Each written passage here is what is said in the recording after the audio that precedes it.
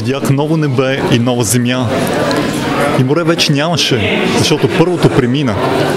И видях Божият престол сред хората, които ще бъдат спасени. И сам Бог, техен Бог, ще бъде с тях.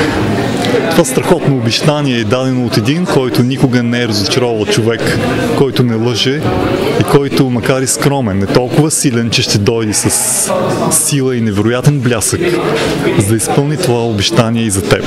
За да вземе от този свят на тъга, на страдание и за много хора дори свят на мизерия в едно царство, което просто е това, за което ти си бил създаден, там където радостта и щастието нямат край, там където всеки живее обичащ един, който всички е създал с любов, който те е създал за да живееш в едно общество, което ще те вдъхновява, ще предизвиква твои интелектуални, морални и други заложби, а на теб ще ти е приятно да общуваш с хора, които са действително твои приятели, с същества, наречени ангели, които винаги ще те обичат и винаги ще се радват да преживяват с тебе време, което ще остане незабравимо в една вечност.